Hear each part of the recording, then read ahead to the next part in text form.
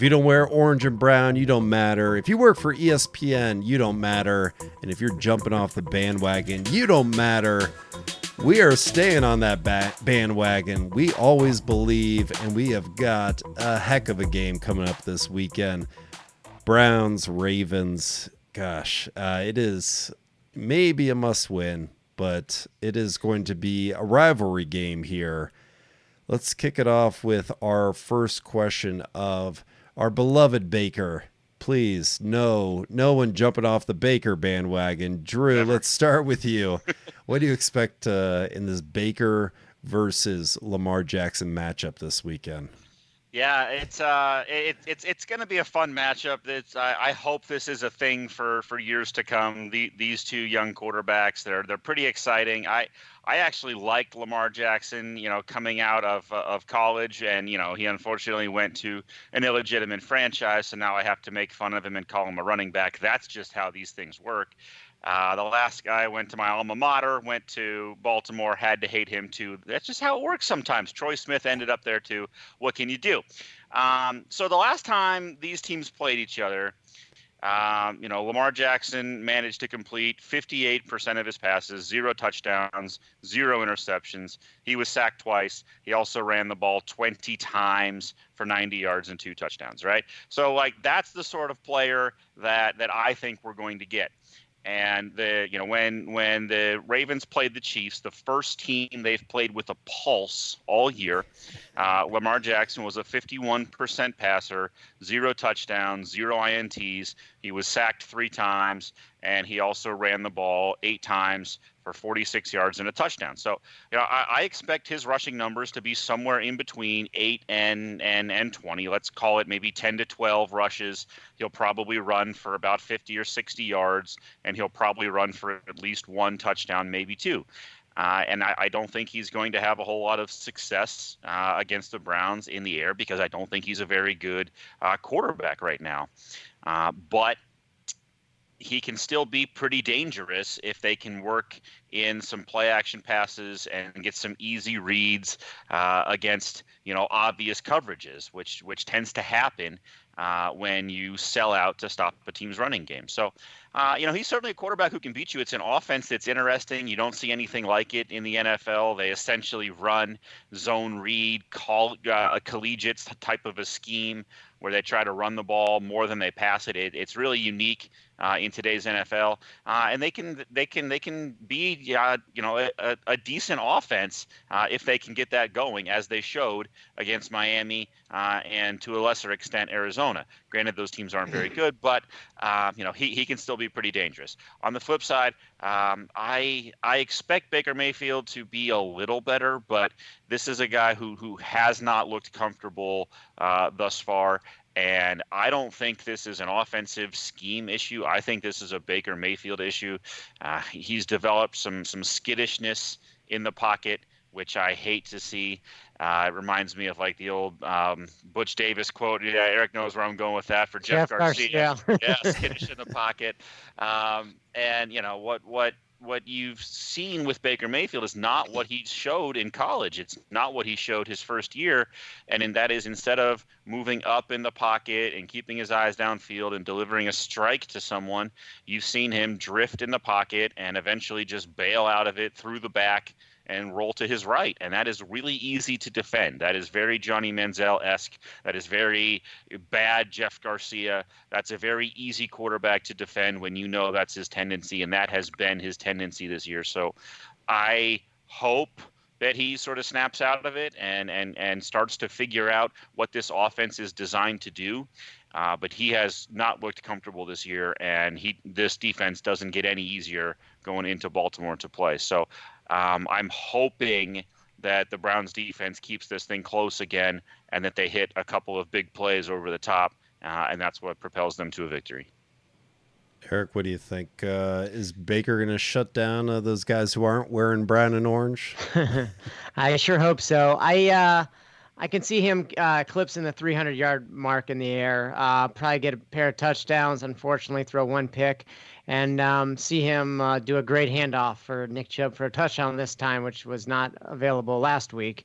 The Swami It is says. it is very frustrating to see. You can almost predict it. Looking at that fourth quarter drive, or those fourth quarter drives of that red zone offense, he's backing up, going to the right. It's like a JFK movie, back and to the right, back and to the right. You know exactly where he's going.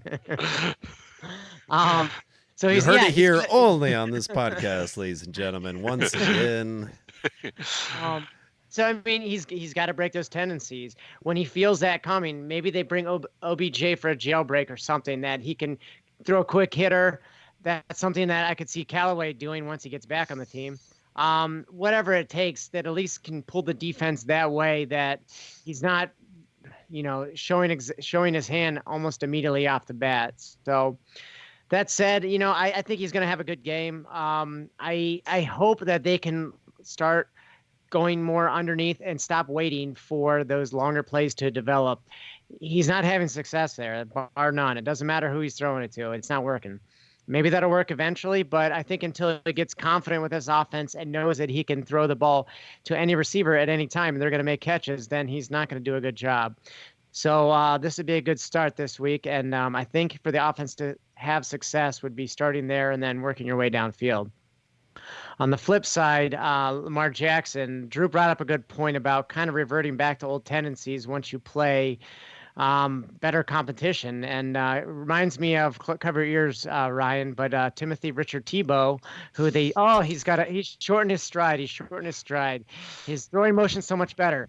Once pressure came, he did the same what he did, had a long delivery, ran whenever he saw his first opportunity.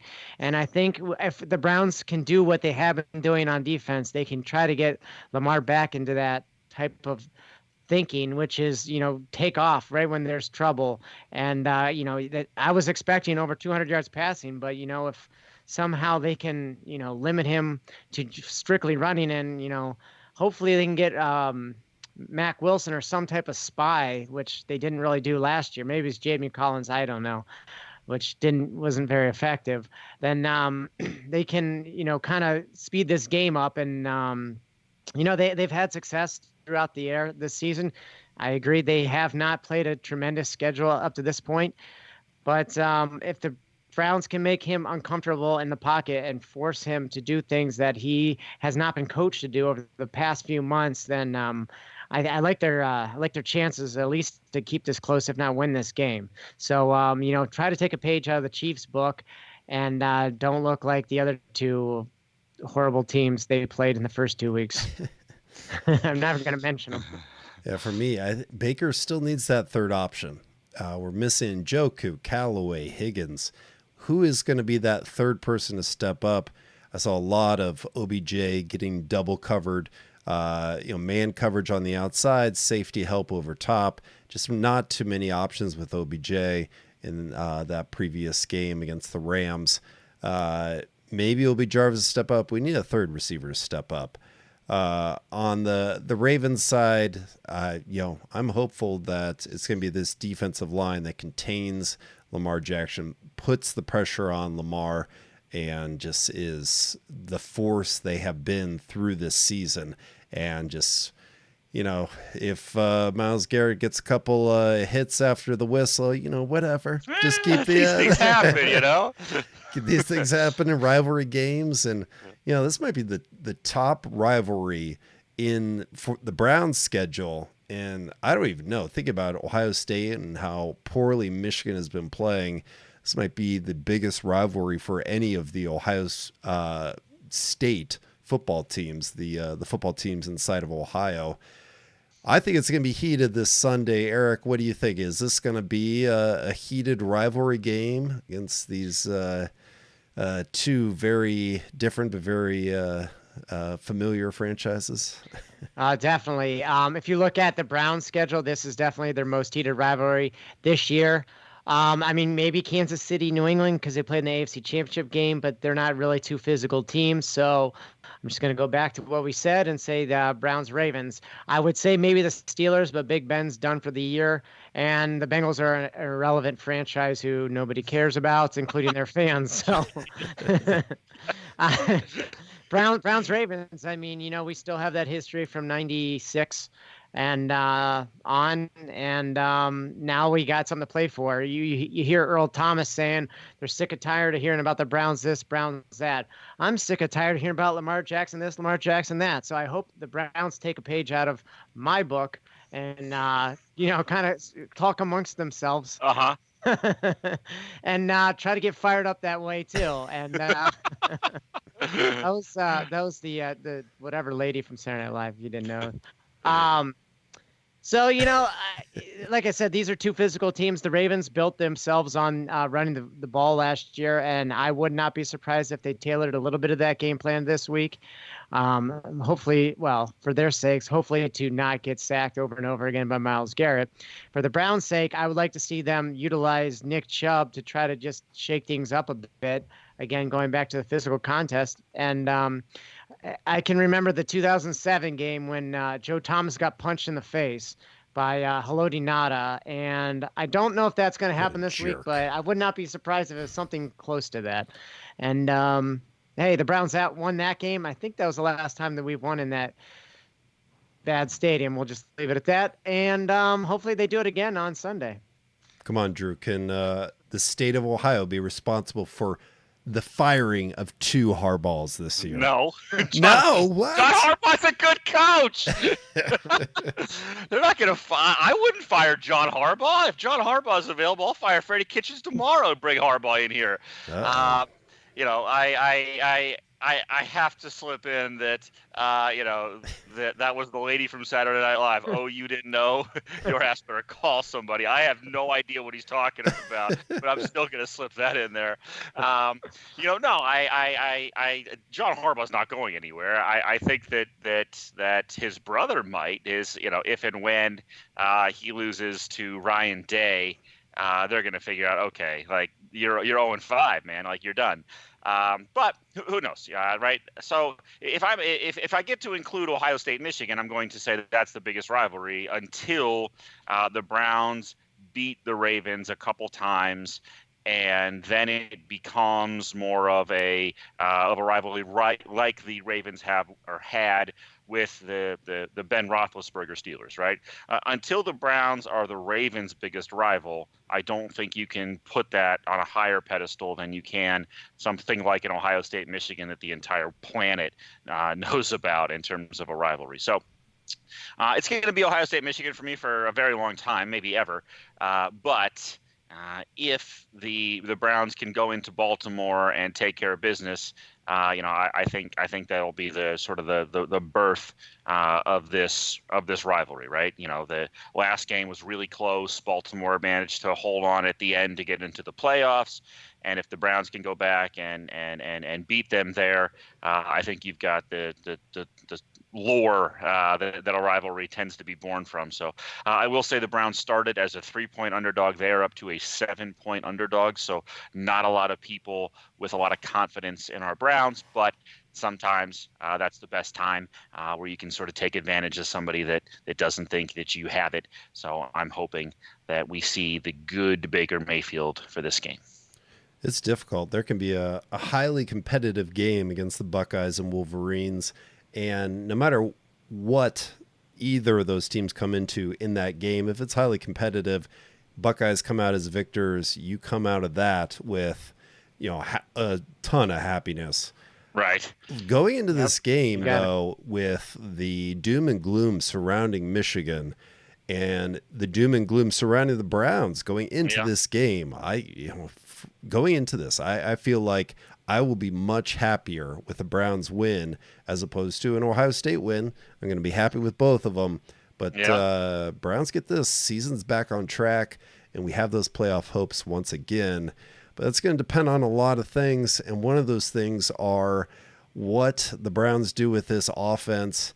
We've seen a little bit of offense against the Jets, a really poor performing Jets team, and not really too much else. We saw a lot last year. But Drew, what do you think the formula is? Do you want to see more from Monken? Do you want to see less from Freddie?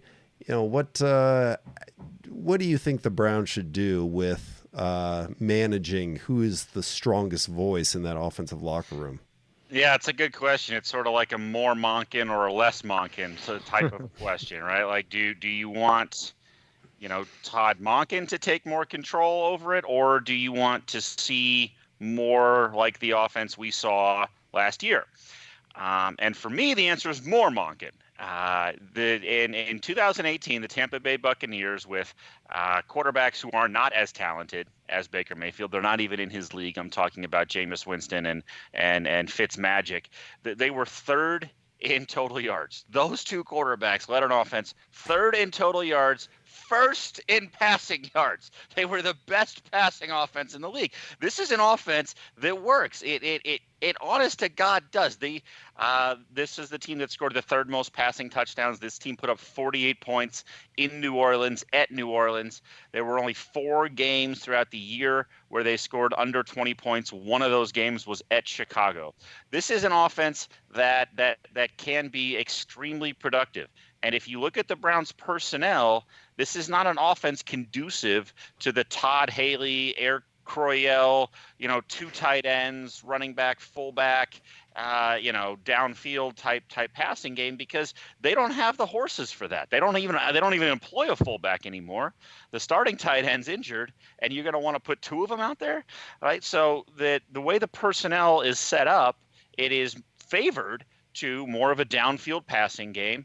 And, believe it or not, the quarterback has had decent protection. I'm not saying the offensive line can't be better, but Baker Mayfield's had about in the top 5, time to throw. It's not that he doesn't get to 3 seconds and then he gets sacked. It's he gets to 3 seconds and he's having a hard time figuring out the disguises that the defense is throwing at him. So what I think should happen, if I'm in charge somehow, some way, we snap our fingers and, you get what you wish and you get a car and you get a car and you get a car. I would say that Todd Monken should be calling the plays for Todd Monken's offense. I don't know why that's so crazy. Like, I don't know why that's the craziest thing anybody's ever said. People asked Freddie Kitchens about that, and you would think that somebody had shot the guy's dog or something. It was the worst question anybody's asked him, and he shot it down so fast. So I think that Todd Monken to call the plays. Freddie should manage the team. He would figure out you can challenge that pass interference when he's not worried about who's going to call the next play. There's a lot of benefit that comes from a head coach coaching the team and the coordinators calling the plays. That's why it's done almost everywhere else. There's some notable exceptions when you have a Sean McVay, when you have an Andy Reid, when you have a Sean Payton, you let those guys call the plays, fine. But it's Todd Monken's design. It's his scheme. He should be calling the plays. Give me more Monken. More Monken. Okay. Eric, has anything you've seen this year changed how you feel about Freddie?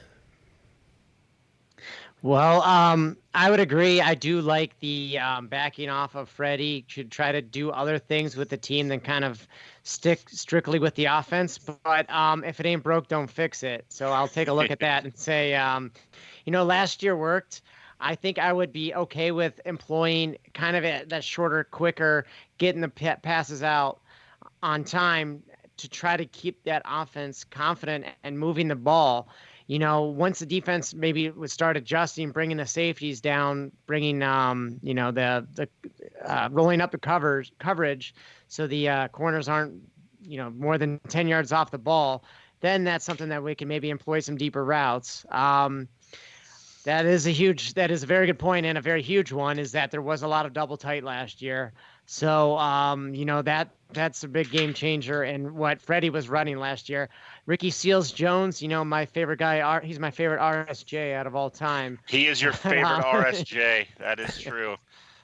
I think he could be an average, mediocre, pretty good backup tight end. I'm not sure about Demetrius Harris though. Incompletrius Harris. Yeah. Having him be that opposite starter on almost all plays, that's asking a lot for this offense. So, I mean, I would like a good marriage of the two offenses with maybe Monken's personnel and Freddie getting those quick hitters at least early on. I don't know if that's feasible. I hope it is. There's enough smart people in the room and enough playmakers, more importantly, and they can move the ball. I don't care if it's vertical or horizontal, but they're going to go vertical eventually. And you look at the talent you have on the edge. I mean, you throw a quick hitter OBJ, he's going to get 6-7 yards. You throw a quick hitter to Landry, he's getting maybe a yard or two less than that. And I like to see Chubb's really improved in the receiving game. And obviously, you have these guys spread out. You can actually hand him the ball. I'm going back to last week's for red zone not giving him the ball. But I guess to answer your question, I would take less Monken, but more Monken input, but maybe less Monken. All right, more Monken, less Monken. I think we'd all agree we want some more baseball. We want some playoff baseball. And that's what we're talking about here in the final countdown or the final promo. I might have done that. I might have done that before. Yes, you have. Dang, we were just checking the score, and the Indians are losing 4-0 to the Chicago White Sox. White Sox not having their best year. We're losing it to the White Sox, and that's probably not even going to be the hardest series here. As we count down, 1.5 games back, we lose that game. It's 2. We come back, win that game. That's 1. All right, let's keep the belief. That's the name of the frickin' podcast. I still believe in Cleveland. And let's go to Mr. Positivity. Eric, I know you're going to give me some positivity here. Eric, why should we keep the belief? I don't think we can. No. Hold up your tents. Fat lady's singing. Party's over. Let's go home. Unfortunately, there was one injury too many. A lot of inconsistent play. I mean, it's going to be a bummer. Indians are going to be 1 or 2 games back of the final wild card spot. Who's to say they could have made a run to the World Series and won it all this time? We'll never know, unfortunately. I mean, honestly, if the Indians would even come back to win tonight and even win the next 3 games, I don't even know if they'd make it because the Rays and A's absolutely cannot lose. It does not matter who they play. You throw out the 27 Yankees in their prime, they'll beat them. They cannot lose a game. This is ridiculous. So, it's unfortunate.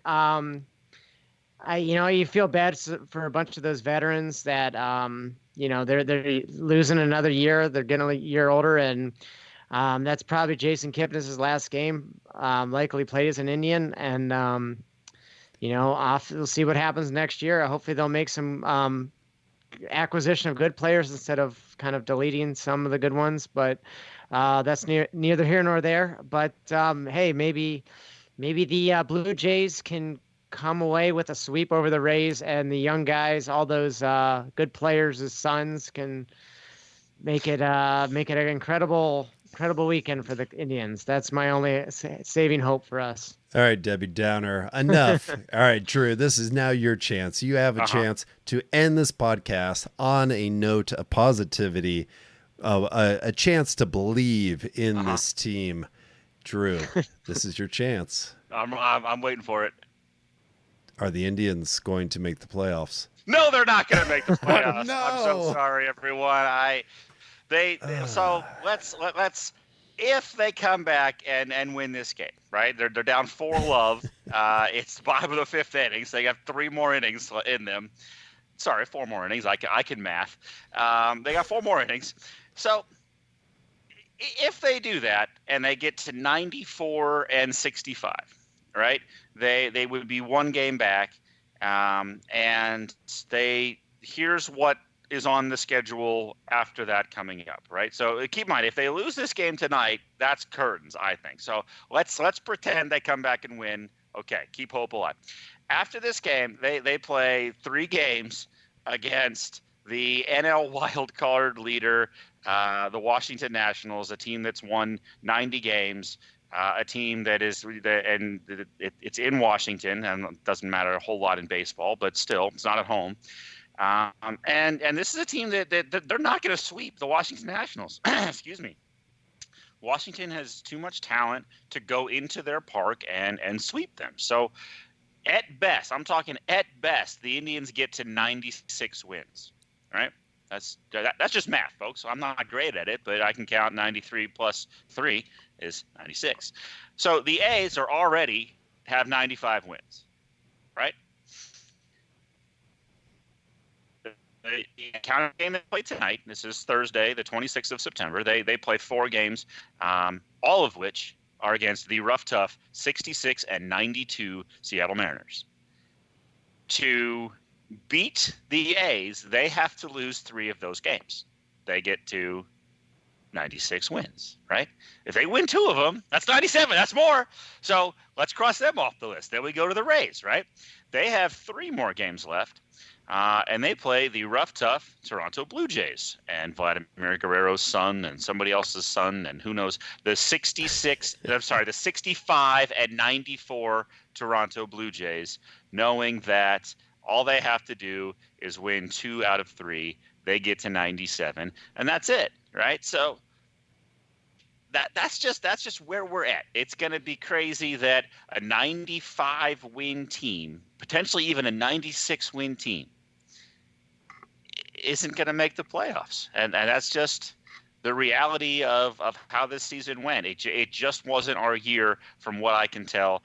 That is unfortunate, but they've made some trades, they've made some acquisitions, and I think they might be able to go for one more year to keep this little window, this fairly large window, honestly, that they've had open since the 2015 season.